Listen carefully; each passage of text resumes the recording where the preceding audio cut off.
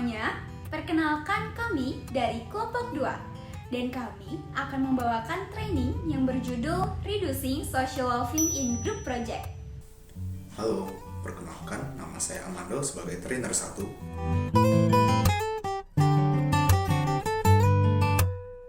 Halo, perkenalkan nama saya Belina Nindya Puspita sebagai trainer 2. Halo, perkenalkan nama saya Firiski Maulida sebagai trainer 3.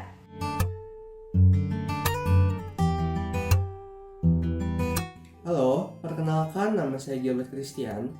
Di sini saya sebagai trainer 4.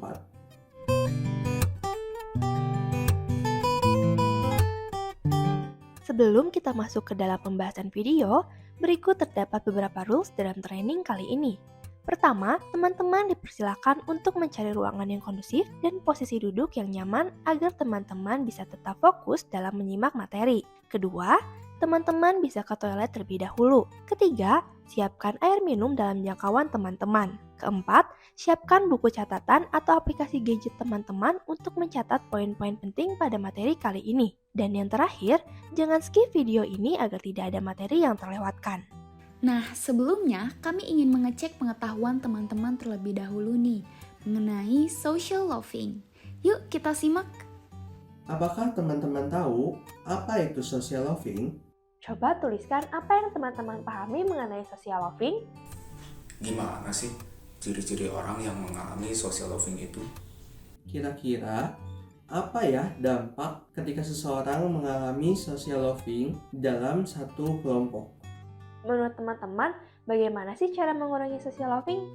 Teman-teman dipersilakan untuk menjawab pertanyaan-pertanyaan tersebut pada link Google Form yang berada di description box. Ataupun teman-teman dapat scan barcode berikut.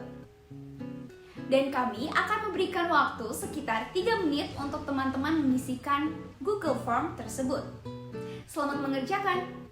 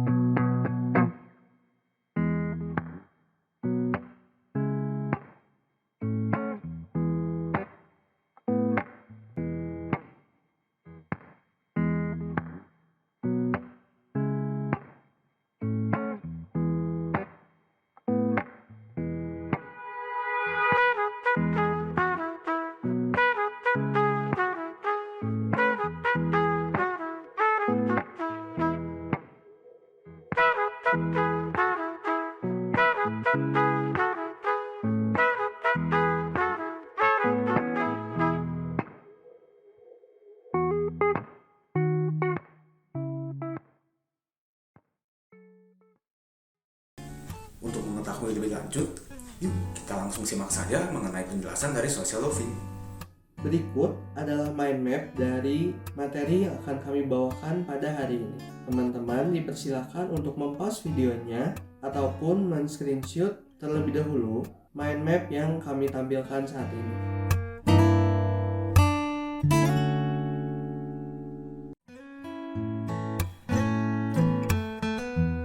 Penelitian menunjukkan bahwa pengerjaan tugas kelompok selalu didapati perilaku social loving yang cukup tinggi. Seperti penelitian yang dilakukan oleh Simon Juntak pada tahun 2015 menunjukkan bahwa 63% dari mahasiswa yang diteliti menunjukkan perilaku social loving. Sebelumnya, kami juga mengadakan survei yang dilakukan pada mahasiswa Universitas Kristen Maranatha yang diisi sebanyak 26 mahasiswa. Hasilnya menunjukkan bahwa sebanyak 52% mengalami social loving. Training yang akan kami lakukan berfokus untuk mengurangi tingkat social loving pada mahasiswa Universitas Kristen Maranatha. Di dalam sebuah kelompok, setiap anggota akan memberikan kontribusi untuk mengerjakan tanggung jawabnya. Namun ternyata, untuk kenyataannya, tidak setiap orang mampu memberikan kontribusi dan kerjasama demi tercapainya tujuan kelompok, sehingga beberapa masalah akan timbul dan akan berpengaruh pada kinerja individu di dalam kelompok maupun kinerja kelompok dalam menyelesaikan tugas. Menurut Carrow dan William, pada tahun 2005, hal tersebut biasa disebut dengan social loving atau pemalasan sosial, yaitu adanya pengurangan motivasi dan usaha yang terjadi ketika individu bekerja secara kelompok dibandingkan mereka bekerja secara individual. Latani et al. Mengungkapkan bahwa fenomena social loving adalah menurunnya usaha atau upaya individu dalam pengerjaan suatu tugas secara berkelompok ketimbang saat melakukannya sendiri, yang akhirnya membuat kinerja kelompok menjadi tidak baik. Adapun menurut kajian teori lainnya, Carrow dan Williams mengungkapkan aspek-aspek social loving, yaitu diantaranya aspek yang pertama, yaitu kurang jelasnya identifikasi tugas masing-masing anggota kelompok. Kurangnya identifikasi atau pengawasan kepada anggota kelompok pada saat seseorang individu melakukan tugas dan kinerja yang digabungkan dengan yang lain, di mana kontribusi anggota kelompok tidak diketahui, anggota kelompok tersebut akan mengeluarkan usaha yang lebih sedikit. Yang kedua, kurangnya kohesi atau ikatan di antara anggota kelompok. Kohesi sosial erat kaitannya dengan tugas kelompok, di mana orang bekerja dalam kelompok akan menganggap individu yang berada dalam kelompok tersebut sebagai orang asing atau sebagai teman. Kurangnya kohesi sosial di dalam kelompok akan memunculkan santai sosial bila bekerja bersama-sama. Yang ketiga, yaitu kurangnya tanggung jawab terhadap tugas atau hasil akhir yang diberikan. Seseorang tidak mau terlibat banyak dalam suatu kelompok dan hanya sedikit kemampuan yang dikeluarkan dalam kontribusinya akan mengakibatkan kurangnya tanggung jawab atas pekerjaan yang telah diberikan kepadanya. Teman-teman, apakah di sini ada yang pernah mengalami social loving ketika kalian melakukan diskusi kelompok? Teman-teman boleh pause video ini terlebih dahulu ya, dan silakan menjawab di kolom komentar. Menurut Sutanto dan Simanjuntak, mahasiswa yang melakukan social loving memiliki beberapa karakteristik. Yang pertama, pasif. Misalnya kurang responsif dalam diskusi kelompok, kurang cekatan dalam mengerjakan tugas bagiannya, atau tidak memiliki inisiatif dalam memberikan ide atau membantu teman-teman sekelompoknya. Kemudian yang kedua, tidak punya niat. Bisa berupa tidak adanya niat untuk mengerjakan tugas kelompok atau bahkan mengikuti perkuliahan. Yang ketiga, kurang percaya diri. Misalnya malu ketika berbicara di depan banyak orang, atau selalu merasa ide atau pendapat yang dimilikinya tidak berguna bagi kelompoknya. Dan yang keempat, tidak asertif. Misalnya tidak teguh pendirian atau tidak memiliki pendirian sehingga hanya ikut melakukan apa yang juga dilakukan oleh orang lain. Dan yang kelima, tidak mau berusaha. Misalnya tidak mau berusaha lebih keras lagi setelah mengalami kesulitan atau kegagalan. Teman-teman di sini ada yang pernah punya teman kelompok yang punya karakteristik seperti tadi nggak ya? Boleh pause video ini terlebih dahulu dan silakan menjawab kolom komentar ya. Sebelum kita beralih ke materi selanjutnya, teman-teman dipersilahkan untuk istirahat terlebih dahulu selama 2 menit. Dan silakan untuk memanfaatkan waktu istirahat dengan sebaik mungkin seperti stretching, minum terlebih dahulu, ke toilet, ataupun teman-teman dapat menyaksikan video live music yaitu Rewind dari NCT Dream.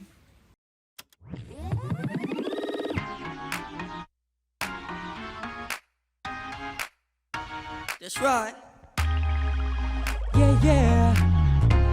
Woo!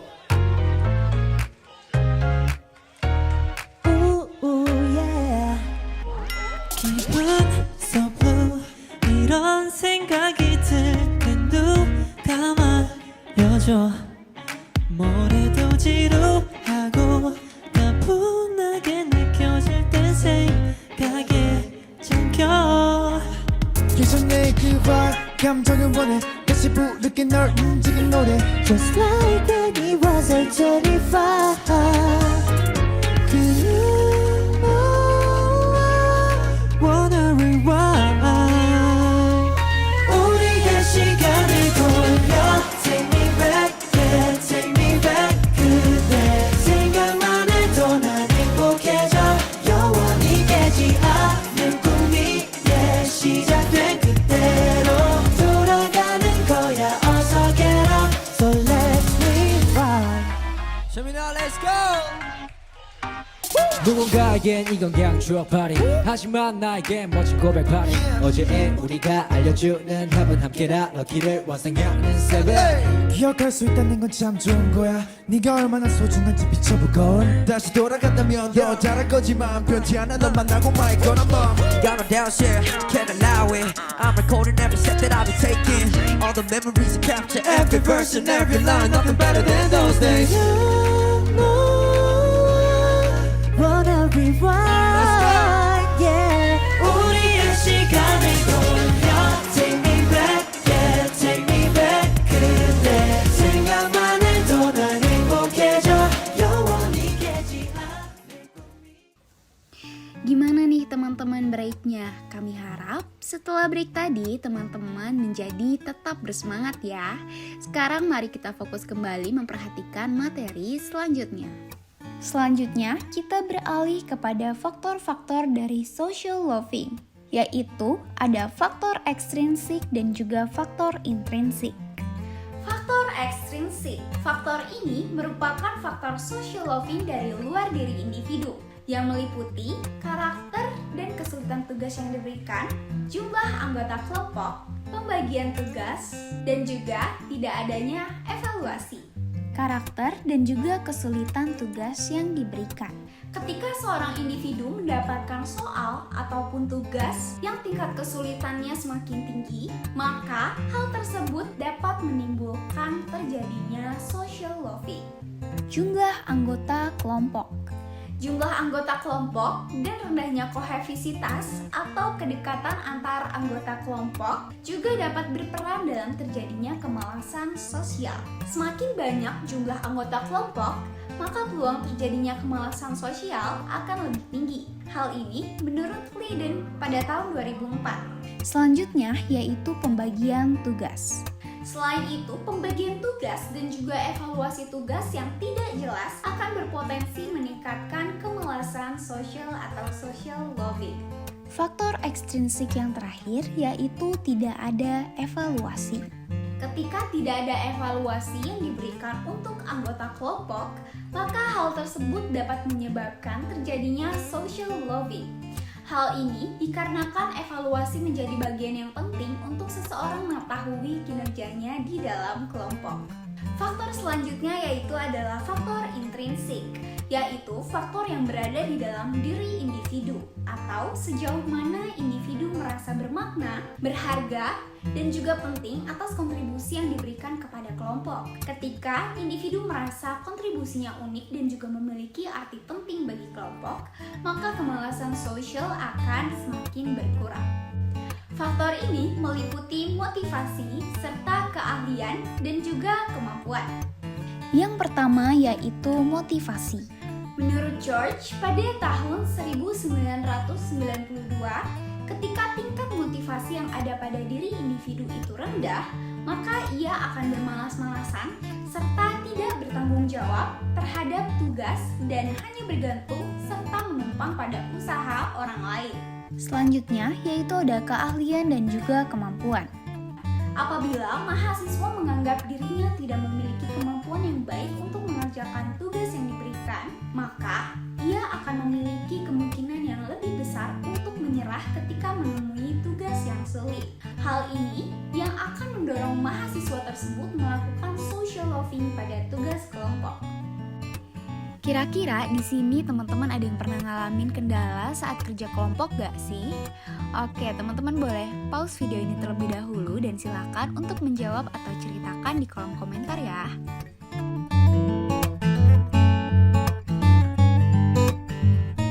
Brooks dan Emmons mengatakan bahwa salah satu dampak negatif dari social loafing adalah berkurangnya performa kelompok atau group performance. Duffy dan Shaw dalam Nicholson menambahkan bahwa social loafing dapat berpengaruh negatif terhadap kepuasan kelompok atau group satisfaction.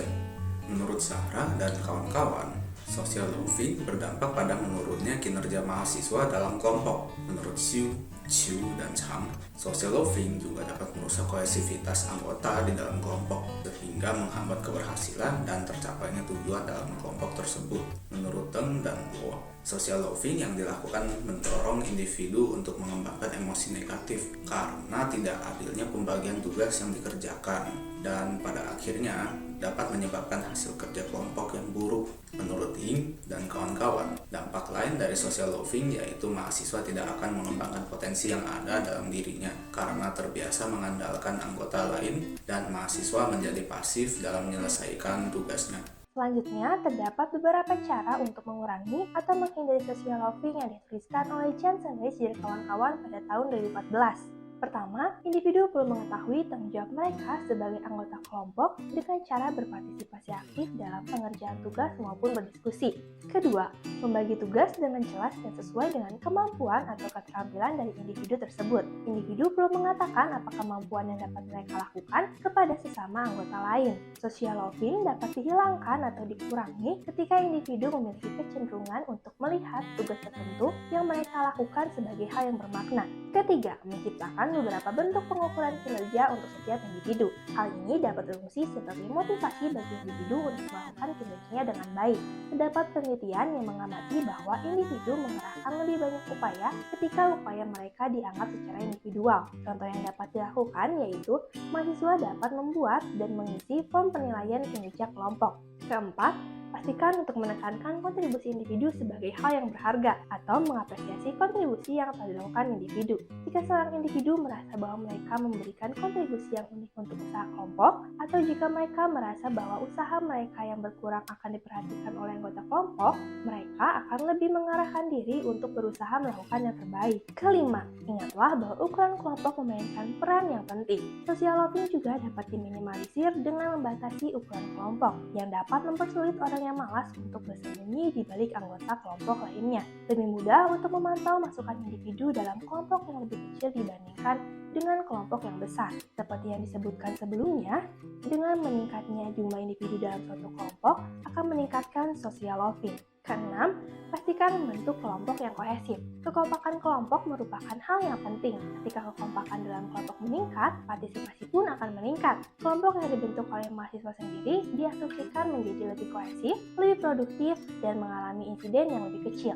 Lalu yang terakhir, kita dapat menambahkan evaluasi sesama rekan sekelompok. Dengan menambahkan evaluasi selama proyek kelompok, akan dapat membantu dalam mengurangi social loafing. Kita dapat menegur secara langsung. Dengan begitu, rekan dapat mengirim sinyal kepada anggota kelompok bahwa akan terdapat konsekuensi bagi anggota yang tidak berpartisipasi. Anggota mungkin diperbolehkan untuk mengeluarkan atau melaporkan anggota kelompok yang tidak berpartisipasi tersebut. Dengan begitu, akan memaksa mereka untuk harus bekerja sama dalam kelompok. Ketika evaluasi digunakan di seluruh proyek, akan mengurangi masalah yang mungkin akan terjadi di dalam kelompok. Apakah teman-teman di sini ada yang sudah pernah menerapkan cara-cara tersebut? Teman-teman boleh pause video ini terlebih dahulu dan silakan menjawab atau ceritakan pada kolom komentar ya.